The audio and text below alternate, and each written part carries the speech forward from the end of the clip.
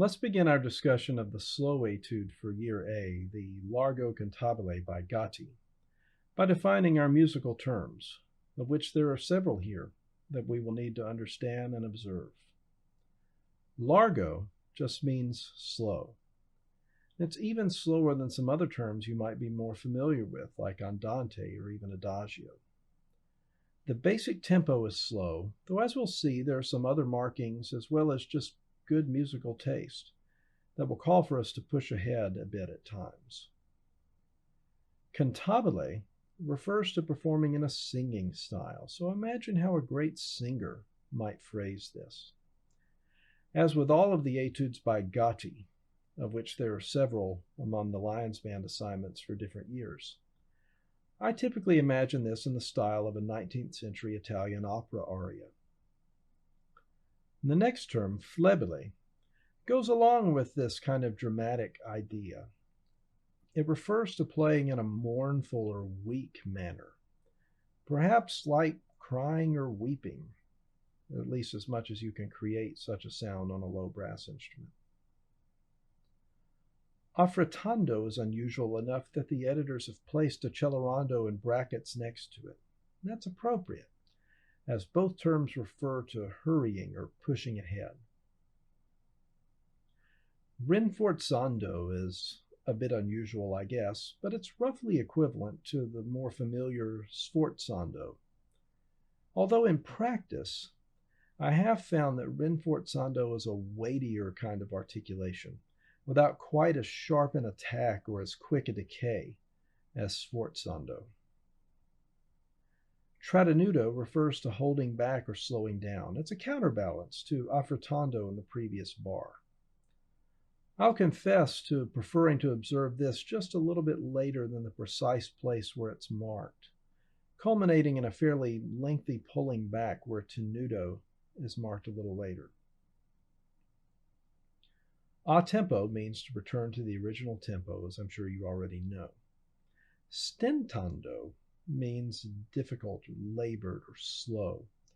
When brass players see this term, we think of playing with a very broad, thick kind of sound. So you have this marking with groups of 3 eighth notes, and those eighth notes become kind of heavy and pulled back, maybe even just a bit out of tempo.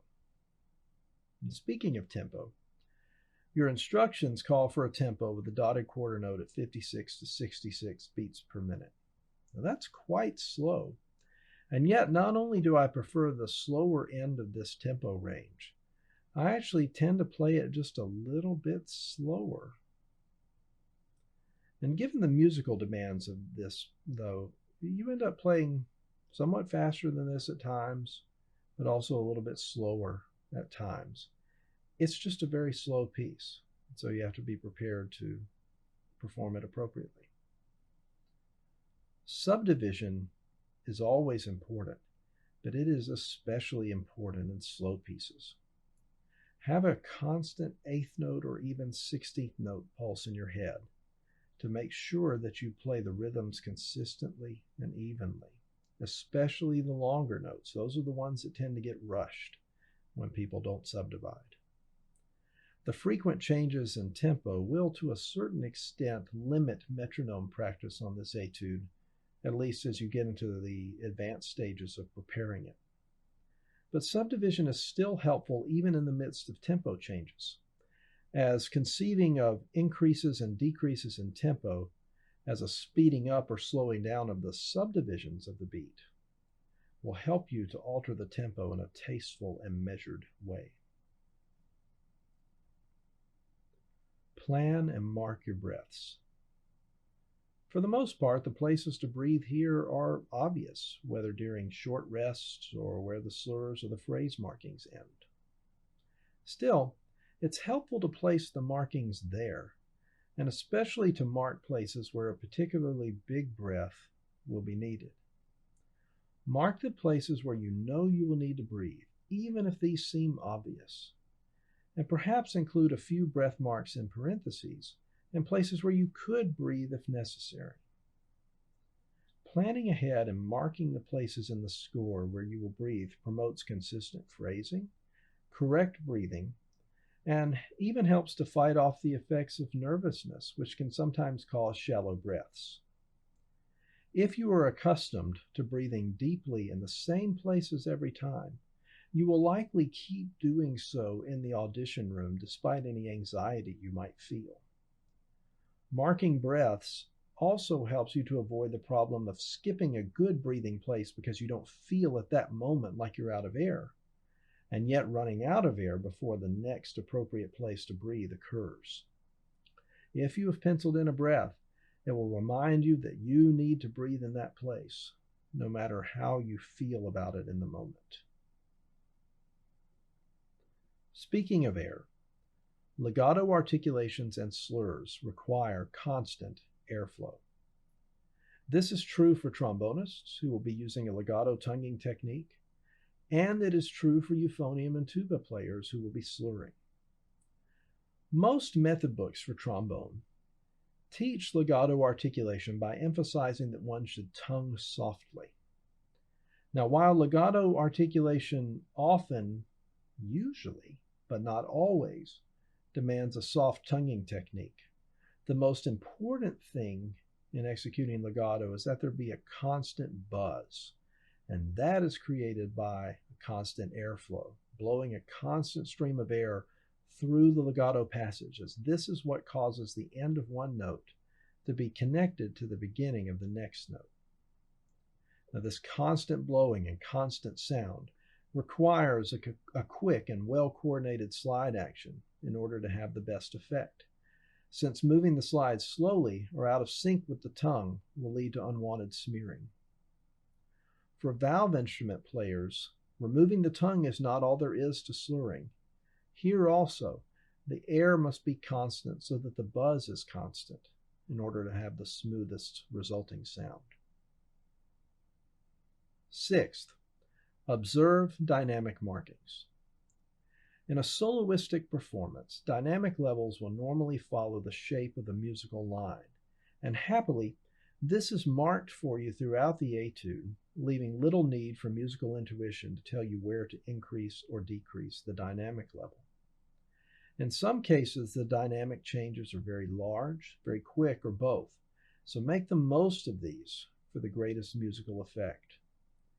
Note also that the speed changes indicated by the various terms throughout the etude tend to follow with the dynamic changes in predictable ways.